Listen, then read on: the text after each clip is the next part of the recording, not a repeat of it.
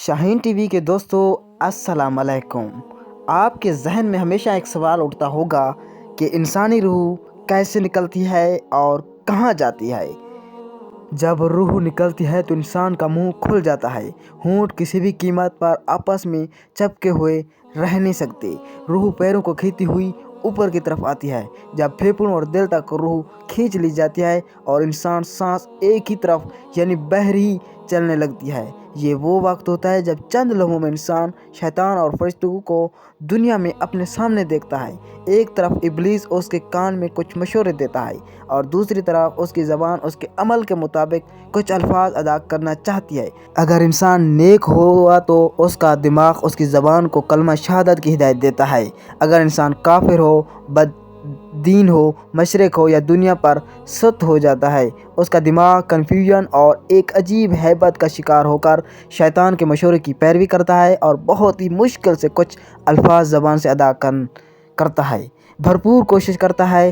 یہ سب اتنی تیزی سے ہوتا ہے کہ دماغ کو دنیا کی فضول باتوں کو سوچنے کا موقع ہی نہیں ملتا۔ انسان کی روح نکلتے ہوئے ایک زبردست تکلیف ذہن محسوس کرتا ہے، لیکن تڑپ نہیں پاتا کیونکہ دماغ کو چھوڑ کر باقی جسم کی روح اس کے حلق میں اکٹھی ہو جاتی ہیں اور جسم ایک گوشت کے بے جان لوتھڑے کی طرح پڑا ہوتا ہے جس میں کوئی حرکت کی گنجائش نہیں رہتی۔ آخر میں دماغ کی روح بھی کھینچ لی جاتی ہے۔ آنکھیں روح کو لے جاتے ہوئے دیکھتی ہیں، اس لیے کہ آنکھ کی پتلیاں اوپر چڑھ جاتی ہیں یا جس سمت میں فرشتہ روح قبض کر کے جاتا ہے اس سمت کی طرف ہوتی ہے۔ اس کے بعد انسان کی زندگی کا سفر شروع ہوتا ہے جس میں روح تکلیفوں کے تہہ خانوں سے لے کر آرام کے محلات کی آہٹ محسوس کرنے لگتی ہے، جیسا کہ اس سے وعدہ کیا گیا ہے۔ جو دنیا سے گیا واپس کبھی نہ لوٹا، صرف اس لیے کیونکہ اس کی روح عالم برزخ کا انتظار کر رہی ہوتی ہے جس میں اس کا ٹھکانہ دے دیا جائے گا۔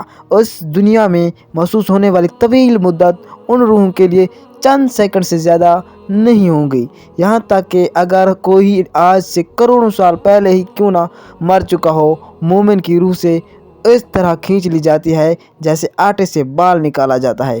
گناہ گار کی روح کاردار درخت پر چڑھے سوتی کپڑے کی طرح کھینچی جاتی ہے۔ اللہ تعالیٰ سبحانہ تعالیٰ ہم سب کو موت کے وقت کلمہ نصیب فرمائے، آسانی کے ساتھ روح قبض فرمائے اور نبی پاک صلی اللہ علیہ وسلم کی دیدار نصیب فرمائے، آمین یا رب العالمین۔